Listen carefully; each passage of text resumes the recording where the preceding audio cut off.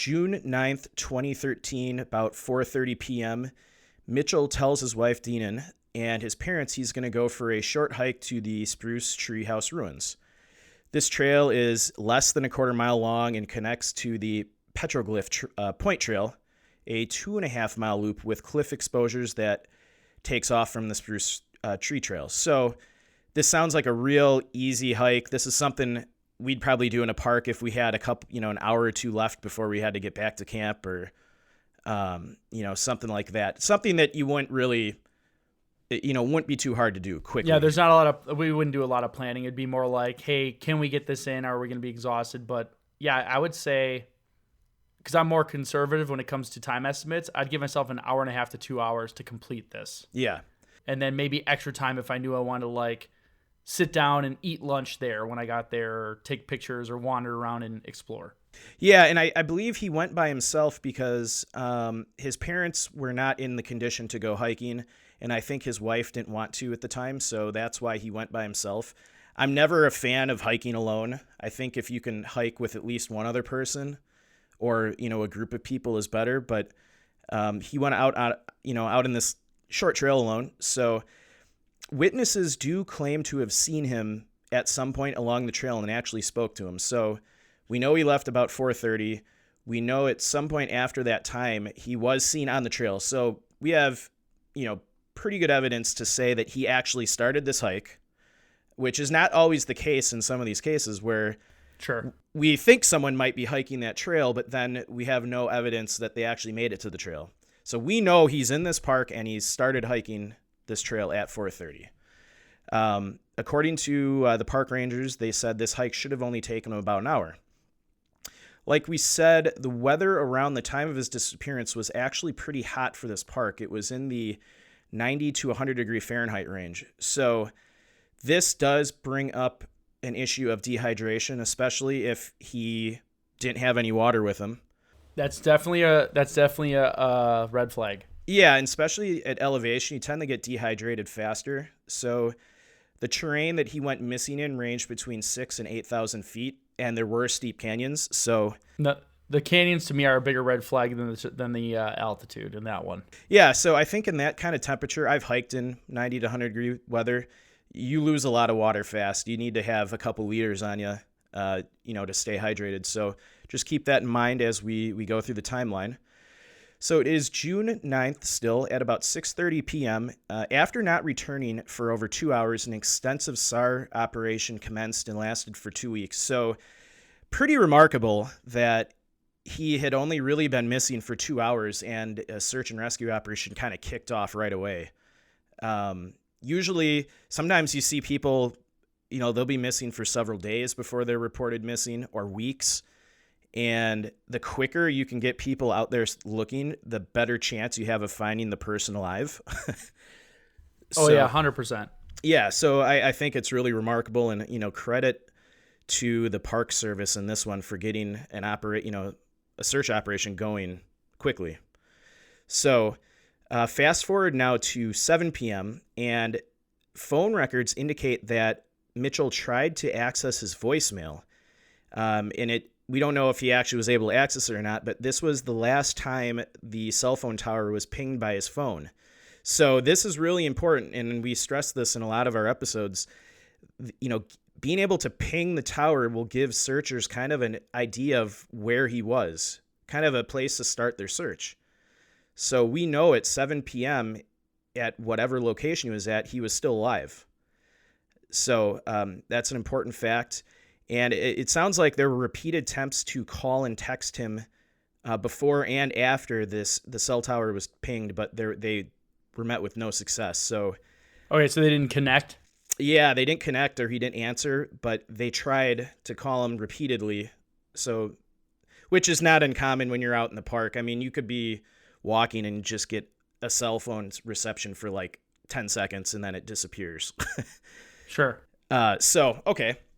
Now, so like we said, the search and rescue operation lasted for about 2 weeks. So that would have gone from June 9th to what we estimate June 23rd. According to the Park Service, at its peak, they had over 60 searchers, 2 dog teams, helicopter surveillance, and rope teams. So This is pretty common in areas that are, a lot of canyons. You'll have rope teams that will, rappel down and check the canyon bottoms, looking for in case you fell. And I think that's a significant number. It's not larger than some of the other cases we've had for sure. Yeah. But given the size of the loop, it's a significant number. They had a very good narrowed down area where he could have been. Yeah, and this isn't a very big park, and like we said earlier, it's got some pretty crazy terrain. So there's not a lot of areas that you could theoretically think he would be. So Sure. So you're right. That's a pretty large team for the area that they were searching. One interesting fact that came out of the search was canine units actually picked up some scent early in the search, the first couple of days, but then they lost it. So it's interesting that they were, they must have been kind of in the right area where he was at one point, because the canine units were picking up smells. Sure. So according to Patrick O'Driscoll of the National Park Service's media service, other than the main trails, the majority of Mesa Verde is uncharted territory that is off limits to hikers. So that's not uncommon for a park like this, where they have a lot of historical treasures. They don't want you stomping around, damaging anything. So if he had stayed on trail, there's not that many places they could have looked for him. Mm-hmm. Jesse Ferris, chief ranger for the Mesa Verde National Park, said the area has been heavily searched with no results. In November, we had a dog team come in and search the area again for human remains, but they did not pick up any hits. When we have search and rescue exercises, we go there and continue to look, but have not found him. And that's something we see that's very common amongst these parks, is they try and do a lot of their search and rescue training in areas where people have been known to go missing and are not found, because every now and then, from what I understand from talking to the PIO of Joshua Tree, they sometimes will find things in training missions years later. Yeah, and it's not uncommon for remains to get disturbed due to weather and animals, so it's not inconceivable that you searched one area, but then a few months later you may find a bone or an article of clothing that was moved. So yeah, that's very common in the national parks. We've come across this multiple times on other cases. So at the time, the authorities suspected no foul play. People, family and friends, their gut feeling was that he was out there somewhere and never left the park. And a lot of people thought there was no reason to think otherwise, but there had been no sightings. And up until just recently, the case was still open. Chief Ranger Ferris said a photo of Dale and notes about his disappearance remain on his wall. On average, about 5 to 10 people go missing in the park yearly, according to Ferris, but Mitchell sticks with them. Ferris said the park extended efforts for months to find Mitchell, which included calling in close to 100 people at the time of the search, scaling cliffs, and searching in areas of the park that are closed to visitors. So it's a very, like we said, crazy terrain, and the park rangers did acknowledge that there is a very likely chance that he could have fallen down a cliff, and it would be really hard, next to impossible for searchers to find him in all those different areas he could fall. Okay, so that's new, something new I didn't think of. That if they can't physically inspect all of those different crevasses, and it's so easy to fall. Yeah, that's like I've the almost biggest fallen thing. a few times. It's incredible. Even if you're a great hiker, you got the best shoes, it's still super dangerous. I'm sure you've seen it, Mike, but there's I don't want to call it a great video because of what happened, but a great example video online of a woman who was trying to videotape a waterfall. Yeah. And thankfully she survived, but she took one tiny little step to look, slipped, and fell like 50 to 100 feet, bouncing off rocks into the water. And she was filming the whole thing. You could just hear like how much damage the fall had done. Like she was like in pain, like a whimpering animal, like couldn't talk. Yeah. And it was a small fall.